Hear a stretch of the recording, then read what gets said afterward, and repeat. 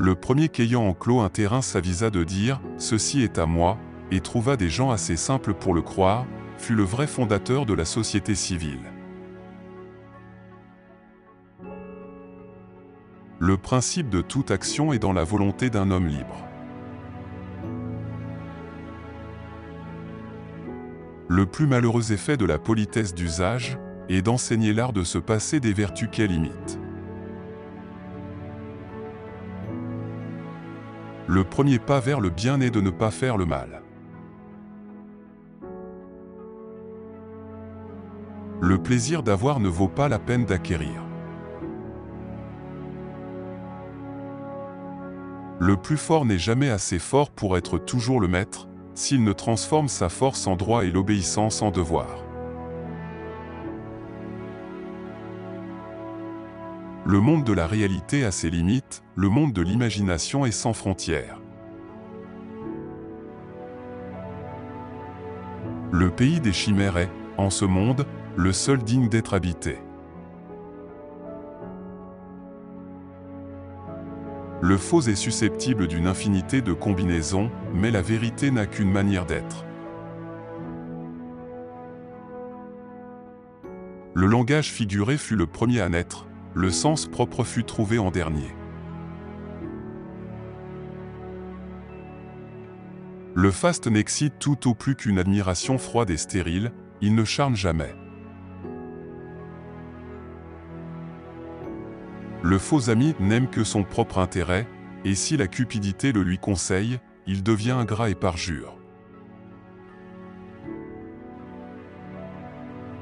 Le contentement se lit dans les yeux, dans le maintien, dans l'accent, dans la démarche, et semble se communiquer à celui qui l'aperçoit. Le devoir d'une éternelle fidélité ne sert qu'à faire des adultères. Le chef est l'image du père, le peuple est l'image des enfants, et tous étant nés, égaux et libres, n'aliènent leur liberté que pour leur utilité. Le cœur s'attendrit plus volontiers à des mots fins qu'à des mots véritables. Le bonheur est un état permanent qui ne semble pas fait ici-bas pour l'homme. Le bonheur n'a point d'enseigne extérieure, pour le connaître, il faudrait lire dans le cœur de l'homme heureux. Vouloir le bonheur de sa femme, n'est-ce pas l'avoir obtenu?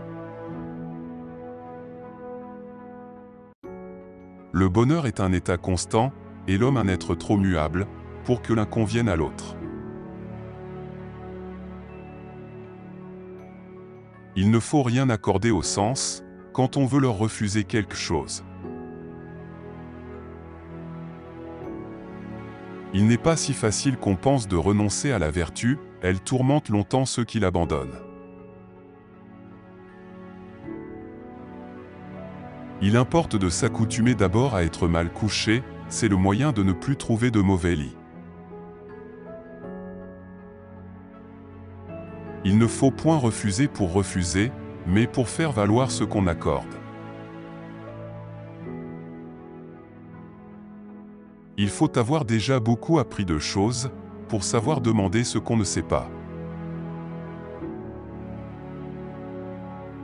Il faut rougir de faire une faute, et non de la réparer. Il est des amitiés circonspectes, qui, craignant de se compromettre, refusent des conseils dans les occasions difficiles, et dont la réserve augmente avec le péril des amis. Mais une amitié véritable ne connaît point ces timides précautions. Il est facile de voir que le moral de l'amour est un sentiment factice, né de l'usage de la société. Il est contre l'ordre naturel, que le grand nombre gouverne et que le petit soit gouverné.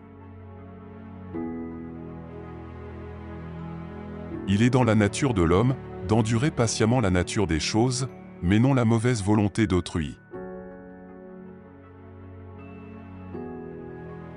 Heureuse la famille qui, dans l'union la plus pure, coule au sein de l'amitié et de l'amour ces paisibles jours, et semble n'avoir qu'un cœur à tous ses membres. Ô innocence des mœurs, douceur d'âme, antique simplicité, que vous êtes aimable. Ignores-tu que tu ne saurais faire un pas sur la terre, sans y trouver quelque devoir à remplir, et que tout homme est utile à l'humanité, par cela seul qu'il existe? Gardons-nous d'annoncer la vérité, à ceux qui ne sont pas en état de l'entendre, car c'est y vouloir substituer l'erreur. Généralement, les gens qui savent peu parlent beaucoup, et les gens qui savent beaucoup parlent peu. Fait-on bien avec le moindre mal d'autrui qu'il est possible. Femme qui pète n'est pas morte. En me rendant insensible à l'adversité, ils m'ont fait plus de bien que s'ils m'eussent épargné ces atteintes. En asservissant les honnêtes femmes qu'à de tristes devoirs, on a banni du mariage tout ce qui pouvait le rendre agréable aux hommes. En amour, une faveur qui n'est pas exclusive est une injure. En ce qu'ils ont de commun, les deux sexes sont égaux, en ce qu'ils ont de différent, ils ne sont pas comparables. Dévoré du besoin d'aimer, sans jamais l'avoir pu bien satisfaire, je me voyais atteindre aux portes de la vieillesse, et mourir sans avoir vécu. Diminuez donc les désirs, c'est comme si vous augmentiez les forces. De quelle adresse une femme n'a-t-elle pas besoin pour faire qu'on lui dérobe ce qu'elle brûle d'accorder? Depuis que le monde existe, on n'a jamais vu deux amants en cheveux blancs soupirer l'un pour l'autre. Dans tous les mots qui nous arrivent, nous regardons plus à l'intention qu'à l'effet. Une tuile qui tombe d'un toit peut nous blesser davantage mais ne nous navre pas tant qu'une pierre lancée à dessein par une main malveillante. De lui-même le peuple veut toujours le bien, mais, de lui-même, il ne le voit pas toujours. Conscience. Conscience. Instinct divin, immortelle et céleste voix, guide assuré d'un être ignorant et borné, mais intelligent et libre, juge infaillible du bien et du mal, qui rend l'homme semblable à Dieu. Dans l'amitié, gardez à jamais la noble candeur des belles âmes. On peut laisser penser aux indifférents ce qu'ils veulent, mais c'est un crime de souffrir qu'un ami nous fasse un mérite de ce que nous n'avons pas fait pour lui. Combien mérite de mépris et de haine tout homme qui abuse, pour le malheur du genre humain, du génie et des talents que lui donna la nature. Comme le premier pas vers le bien est de ne point faire de mal, le premier pas vers le bonheur est de ne point faire souffrir. Chacun met son être dans le paraître. Combien de vertus apparentes cachent souvent des vices réels? Le sage est sobre par tempérance, le fourbe leste par fausseté.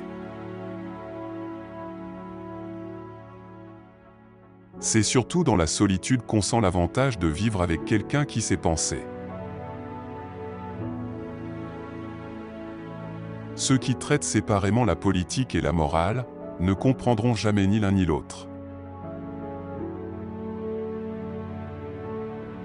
C'est l'imagination qui étend pour nous la mesure des possibles et nourrit les désirs par l'espoir de les satisfaire. C'est pour parvenir au repos que chacun travaille, c'est encore la paresse qui rend laborieux. C'est l'abus de nos facultés qui nous rend malheureux et méchants. C'est l'affluence des hôtes qui détruit l'hospitalité. C'est en un sens à force d'étudier l'homme que nous nous sommes mis hors d'état de le connaître. C'est la force et la liberté qui font les excellents hommes. La faiblesse et l'esclavage n'ont fait jamais que des méchants. Ce sont presque toujours de bons sentiments mal dirigés qui font faire aux enfants le premier pas vers le mal. Celui qui n'a rien désire peu de choses, celui qui ne commande à personne a peu d'ambition. Mais le superflu éveille la convoitise, plus on obtient, plus on désire. Ce sont les petites précautions qui conservent les grandes vertus. Ce sont nos passions qui nous rendent faibles, parce qu'il faudrait pour les contenter plus de force que ne nous en donna la nature. Ce n'est pas d'argent seulement qu'ont besoin les infortunés. Ce sont les grandes occasions qui font les grands hommes. Ce n'est pas ce qui est criminel qui coûte le plus à dire, c'est ce qui est ridicule et honteux. Ainsi nous tenons à tout, nous nous accrochons à tout. À moins qu'un homme ne soit un monstre, la douceur d'une femme le ramène, et triomphe de lui tôt ou tard. À moins qu'une belle femme ne soit un ange, son mari est le plus malheureux des hommes.